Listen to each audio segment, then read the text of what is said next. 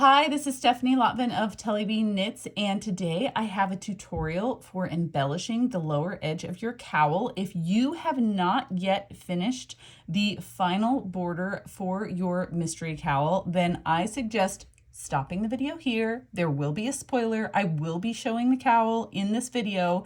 So finish your final border, and then when you are ready to embellish that border, come back and you can see the cowl and watch this tutorial. But I don't want to spoil any of the surprises for you, although I'm very excited to show you how to modify the cowl in this way. What you're going to need today is you're going to need a crochet hook. I'm using a 3.5 millimeter crochet hook, and I suggest choosing a crochet hook that you can easily slip through the stitches on the border of your cowl. It does not have to be exactly a 3.5 millimeter crochet hook. It could be larger. I had some trouble using one that is smaller. So this is the crochet hook size that I used. You're also going to need some scissors, and you are going to need a little book or notepad for this particular tutorial. I chose a book that's about 6.5 inches long, and one of the advantages of this book is that it has an edge that is slightly longer. The binding is slightly longer than the pages, which makes making the fringe using this little book a little easier, and I don't damage my books. So I also chose a book that has a slippery edge. If you have something that's grippy, it can make it just a little bit trickier. So I chose a paperback book, and one of my children's favorite paperback books, and it's not very thick, which is also really handy. So let's get started. Let's have a look at what the fringe will look like on your cowl. So I have here some little broomsticks. They've got bristles on them already, and I have been having so much fun putting the fringe onto my cowl. I just think it's so stinking cute, and I love an embellishment. But if you are uncertain about adding fringe to your cowl, there are some options for sort of trying it out before you jump right in. I will say that you do not have to wait to put fringe on your cowl until after your cowl is blocked. You can put fringe on before you block your cowl, or you can put fringe on after you block your cowl. I have already blocked my cowl. The advantage of putting fringe on after you block your cowl is that you have a chance to try your cowl on and see if you want to add any embellishment. The advantage of waiting until after you've blocked your cowl is that when you block your cowl, it will help lay the fringe a little flatter and neater if you block the fringe when you block the rest of your cowl. That is really up to you. If you just can't wait and you want to put the fringe on, then I say do it before you block. And if you'd like to see what your cowl would look like before, how it's going to fit and how it's going to wear before you add any embellishment, then I think that's fine too. All right, another thing you can do, I'm just going to point out, is before you start adding fringe to your cowl, is if you are uncertain about whether or not you would really like to have a lot of fringe on your cowl, that is perfectly all right. If you are still deciding, do I want to add lots of fringe? What I'm going to suggest is start by putting your first bit of fringe at the tip of your cowl and then try your cowl on. This will give you the opportunity to see, do I like that extra embellishment? Do I need just one broomstick to fly around the neighborhood, or would I like a whole flock of broomsticks to fly around the neighborhood? It's a full moon, right? So what would I like to be able to do? So what I would say is start with the first fringe at the tip of your cowl and then work out.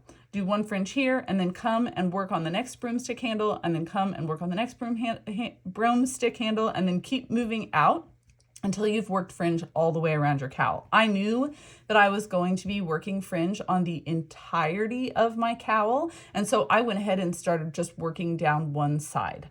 So now we just need to locate where the fringe will be. Most of the border is worked in a 2x2 broken ribbing. You can see there are 2 columns of knit stitches separated by 2 columns of garter stitches. And then between these double columns of knit stitches, there are single columns of knit stitches. You can see here is a single column of knit stitches. The way that you can tell that there's a single column of knit stitches and you'll see these little V's all stacked on top of each other, and there'll just be one row of little V's. This single column of knit stitches, this is where you are going to be creating your broomstick. This is the broomstick handle, and we'll be putting the bristles at the base of that broomstick handle. So to do this, to get started, we are going to grab our little book and some scrap yarn that we have in whatever color you want to work your bristles in. Now, I have worked my bristles in the same color as the border, but you could make these in any color you want. You could use up scrap yarn from all the colors that are in your cowl, and you could use one color, but get creative. Make the broomsticks that you want. It's your broomstick. You get to fly around on it. You do what you want.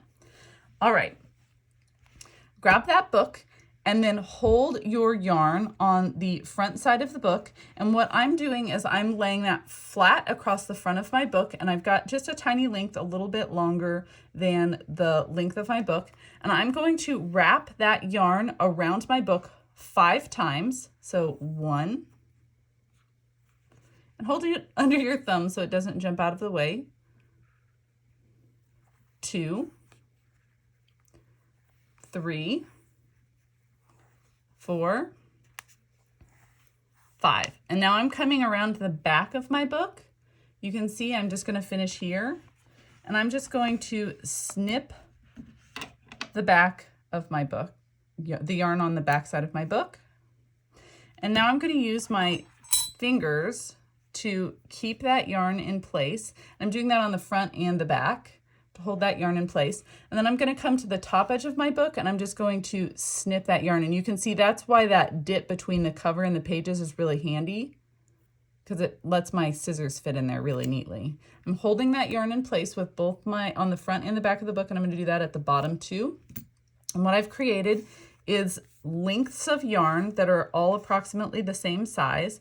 I'm going to carefully take them off the front and lay those flat, and then flip my book over and take those off the front and lay those flat. I'm just trying to keep all those little strands parallel to one another. Now, if they come apart, that's okay. You can line them back up later, but ideally what you want to do is keep those strands in a line next to each other. Now, I'm going to take 3 of those strands at a time. You can see here I have 3 strands that I've taken. These are going to be the bristles of my my broomstick, and I've chosen 3. If you'd like to have a fuller, thicker little tassel to create a fuller, thicker broom, then you'll need more than 3, but 3 fits really nicely with my crochet hook. All right, now I'm going to identify the broomstick handle. Let me just come in a little closer so you can see it. My broomstick handle is right here, this single column of knit stitches, and I'm going to grab my crochet hook. Now, I'm going to be attaching my broomstick bristles, the fringe, to the end of that broomstick handle close to the bind off edge. And what I want to do is I want to find the stitch that's closest to the bind off edge. You can see here I have these little V's. I want the V that's at the top, closest to the end of my cowl. And I'm going to insert my crochet hook into the center of that V from the wrong side. So I'm just bringing that crochet hook through the wrong side from the back side of my knitting. And then I'm going to take these strands of yarn and I'm just going to fold them in half so that there's a loop at the end of those strands. So you can see here are the cut ends, and then there's a loop, and I'm going to catch those with my crochet hook and just pull those on there nice and snug so that I can bring those loops through that stitch on the back side of my cowl, the wrong side. Now I've taken my crochet hook out, and you can see there's a loop here. I'm going to pull that open a little farther because what I want to do is I want to insert the tail end of every one of those strands through the loop all at once. Now, if you don't catch them all the first time, that's okay. Just bring them through one at a time if you have any trouble. Once you have all the strands through that loop, you can pull that tight. You may find that one strand is a little looser, leaving it a little looser next to your bound off edge. You can go through and just give those a gentle tug. You can do it one at a time to tighten those up. And now I have attached the fringe to the end of my broomstick handle. And you can see it's quite long. Now this is where you get to decide how long you want to make the fringe. I like to make my fringe is quite short. I've made my fringe about 1/2 inch long. You can use your ruler if you want to make sure that they're all about the same length. But I like to have mine about 1/2 inch long. And if you're nervous that you're going to cut it too short, then what I suggest is cut it long first and then trim back. In fact, if you're really concerned about this, you can cut it long and then block it and then trim it off a little later, or even leave those lengths there until you've completely blocked your cowl, and then you can trim those off. It's better to cut longer than you want than to cut shorter, because if you cut shorter, then you'll have to remove it and start over again. So I'm just gonna go ahead and cut that. So you can see that's a little longer than what I need. So I'll just come back in and trim off those extra ends